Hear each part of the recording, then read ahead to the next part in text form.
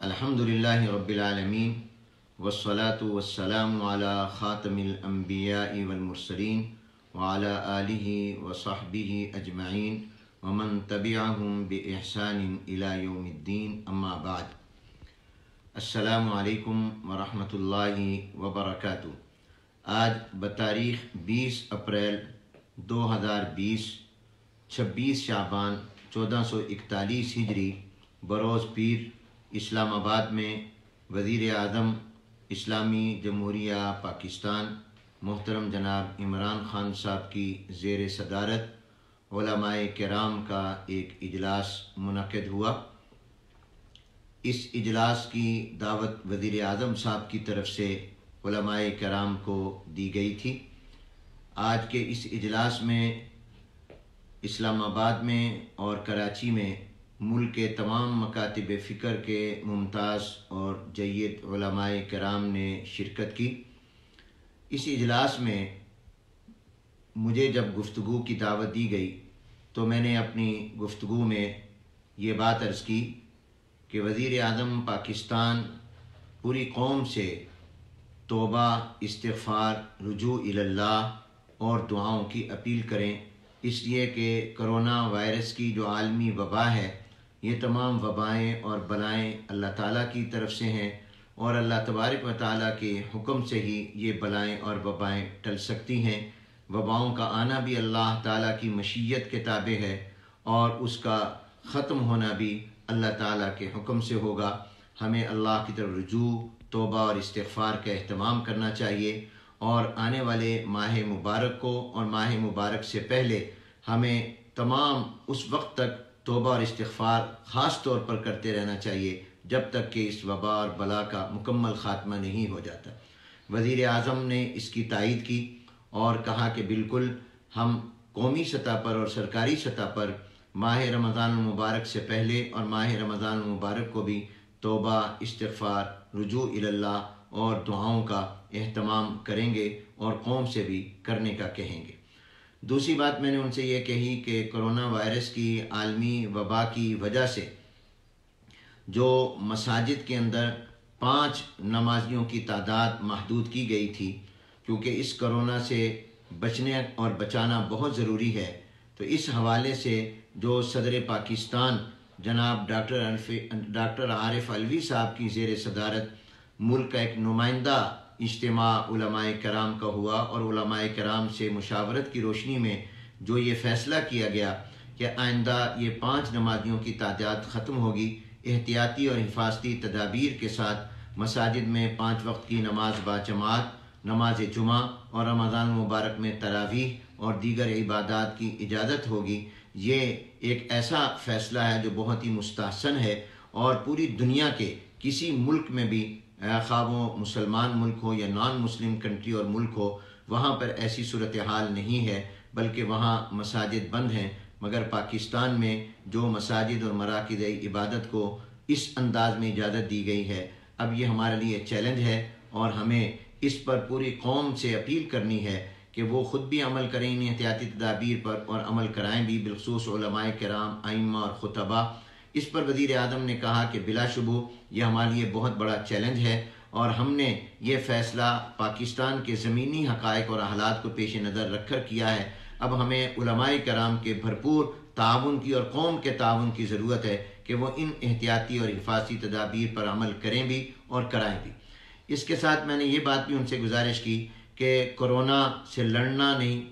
مقابلہ کرنا نہیں، جنگ کرنا نہیں، بلکہ ہم نے احتیاطی تدابیر اختیار کر کے اس سے بچنا ہے اور اس سے لوگوں کو بچانا ہے۔ انہوں نے اس کی بھی تائید کی۔ اس کے ساتھ ساتھ میں نے ان سے یہ درخواست کی، اور دیگر علماء کرام نے بھی یہ کی، اور انہوں نے بھرپور تائید کی، اور پورے ہاؤس کا اس پر اتفاق تھا کہ اس کی وجہ سے جو مساجد، مدارس متاثر ہو رہے ہیں، تو آپ ایک خیر سگالی کے جذبے کے تحت یہ اعلان کریں کہ مساجد اور مدارس اور مراکز عبادت کے جو یوٹیلٹی بل ہے، بجلی، گیس اور پانی کے، یہ 1 سال یا 6 ماہ یا کم از کم 4 ماہ کے ختم کر دیے جائیں۔ اس پر وزیر اعظم نے کہا کہ یہ آپ کا مطالبہ بالکل درست ہے، میں اس پر آج ہی انشاءاللہ میٹنگ کروں گا، اور ہم اس پر کوشش کریں گے۔ میں نے یہ گزارش بھی وزیر اعظم سے کی کہ دینی مدارس اور مساجد بھی اس معاشی بحران سے کافی متاثر ہوئے ہیں، اس لیے جہاں جس کو ضرورت ہو انہیں بلا سود قرضے بھی دیے جائیں۔ اس پر بھی وزیر اعظم نے یقین دہانی کرائی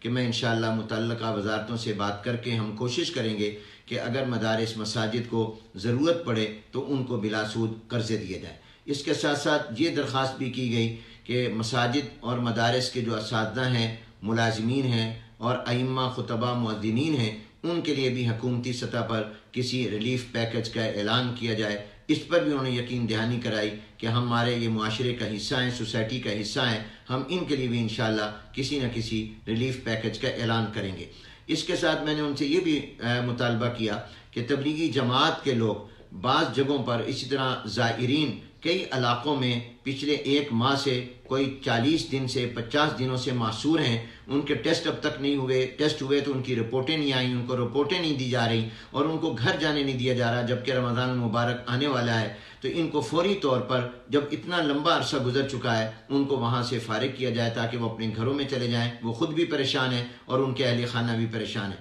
اس پر بھی وزیر اعظم نے کہا کہ میں فوری طور پر انشاءاللہ یہ آرڈر جاری کروں گا کہ تمام تبلیغی جماعت سے وابستہ افراد کو اور زائرین کو فوراً اپنے گھروں کو روانہ کیا جائے۔ اس کے ساتھ ساتھ ہم نے ان سے یہ بھی کہا کہ دفعہ 144 کی خلاف ورزی پر بعض جگہ پر علماء کرام اور ائمہ کے خلاف پرچے ہوئے، گرفتار ہوئے، تو آپ ان گرفتار افراد کو فوراً رہا کریں، اس لیے کہ ان کی ذمہ داری نہیں تھی کہ لوگوں کو مسجد میں آنے سے روکنا۔ اگر 5 سے زیادہ آئے تو یہ ان کی ذمہ داری نہیں بنتی، اس لیے ان کو فوراً رہا کیا جائے اور مقدمات واپس لیے جائیں۔ تو وزیر اعظم نے کہا کہ میں فوراً ان سب کو رہا بھی کراؤں گا اور ان کے مقدمات کی واپسی کا آرڈر بھی جاری کروں گا۔ اس کے ساتھ ساتھ یہ بات بھی ان سے کہی گئی کہ مدارس جو ہیں وہ ان ایام میں قرآن کریم کی تعلیم دیتے ہیں اور جو قدیم حفاظ ہوتے ہیں وہ بھی اپنے اساتذہ کے پاس آ کر مدارس میں قرآن کریم کو یاد کرتے ہیں۔ انہیں تراویح میں قرآن سنانا ہوتا ہے اور ظاہر ہے کہ تراویح میں وہی قرآن سناتے ہیں جو عام طور پر بالغ ہوتے ہیں، تو اس لیے آپ مدارس کے اندر قرآن کریم کے حفظ کی بھی تعلیم کی اجازت دیں، انہی احتیاطی اور حفاظتی تدابیر کے ساتھ SOPs کے تحت، جن SOPs کے تحت ہم مساجد کو اور مراکز عبادت کے اندر نمازیوں کی اجازت دے رہے ہیں۔ اس پر بھی انہوں نے اس سے اتفاق کیا اور اس پر بھی انہوں نے غور کر کے متعلقہ اداروں سے عمل درآمد کے لیے یقین دہانی کرائی۔ اس کے ساتھ شیخ الاسلام مولانا مفتی محمد تقی عثمانی صاحب نے اپنی گفتگو میں کہا تھا کہ سود کا خاتمہ ہونا چاہیے، اس لیے کہ پاکستان بننے کے بعد آج تک یہاں سودی کاروبار ہے اور ہم سود کی وجہ سے اللہ سے جنگ کر رہے ہیں۔ ایک طرف ہم دعا کریں اور دوسری طرف ہم اللہ سے جنگ کریں اور نبی کریم سے جنگ کریں، تو سود کے خاتمے کی کوشش ہونی چاہیے۔ اس کے لیے کوئی ورکنگ گروپ بننا چاہیے جو اس پر کام کرے۔ اس پر بھی انہوں نے یقین دہانی کرائی کہ واقعتاً یورپ میں اور مغربی دنیا میں بھی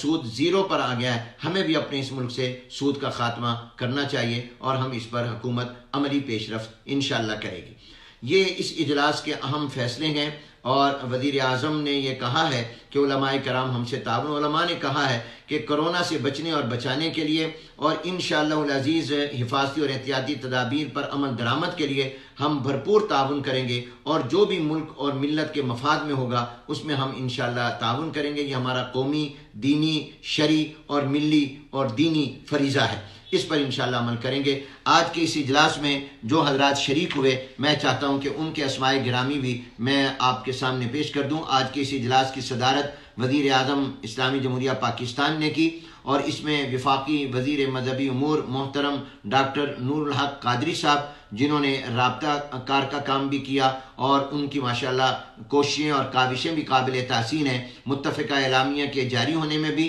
اور اسی طرح پر آج کے اس اجلاس کے انعقاد میں بھی۔ وفاقی وزیر تعلیم شفقت محمود صاحب بھی اس اجلاس میں شریک تھے۔ اسلامی نظریاتی کونسل حکومت پاکستان کے چیئرمین ڈاکٹر قبلہ یاز صاحب بھی اس میں شریک تھے اور ان کی بھی کوششیں قابل تحسین ہیں۔ اس صورتحال میں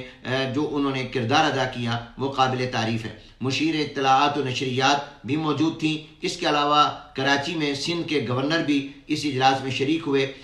جو علماء کرام کراچی میں اس اجلاس میں شریک ہوئے ویڈیو لنک کے ذریعے، ان میں شیخ الاسلام حضرت مولانا مفتی محمد تقی عثمانی صاحب دامت برکاتہ العالیہ اور اتحاد تنظیمات مدارس پاکستان کے سیکرٹری جنرل حضرت مولانا مفتی منیب الرحمان صاحب کراچی سے شریک ہوئے۔ علامہ شہنشاہ نقوی بھی کراچی سے شریک ہوئے، جبکہ اسلام آباد میں جو علماء کرام شریک ہوئے ان میں محترم مولانا حامد الحق حقانی اور مولانا طاہر محمود اشرفی صاحب، مولانا سید چراغ الدین شاہ صاحب، اور اسی طرح پر صاحبزادہ امین الحسنات صاحب، محترم جناب پیر نقیب الرحمان صاحب، پیر مانکی شریف صاحب، مولانا غلام محمد سیالوی صاحب، علامہ راجہ ناصر عباس صاحب، محترم مولانا ضیاء اللہ شاہ صاحب، اور محترم صاحبزادہ فیض الحسن قادری صاحب، یہ تمام علماء اسلام آباد میں شریک ہوئے۔ اور الحمدللہ میں سمجھتا ہوں کہ آج کے یہ اجلاس بہت اہم مشاورتی اجلاس تھا، اور اسی طرح پر اگر دینی اور قومی اور ملی معاملات میں باہمی مشاورت رہے تو مجھے امید ہے کہ انشاءاللہ اس سے اس یکجہتی اور وحدت جو قوم میں پیدا ہوگی، اس کی بنا پر ہم انشاءاللہ ملک کے ان مسائل پر قابو پا لیں گے۔ اور میں اس ویڈیو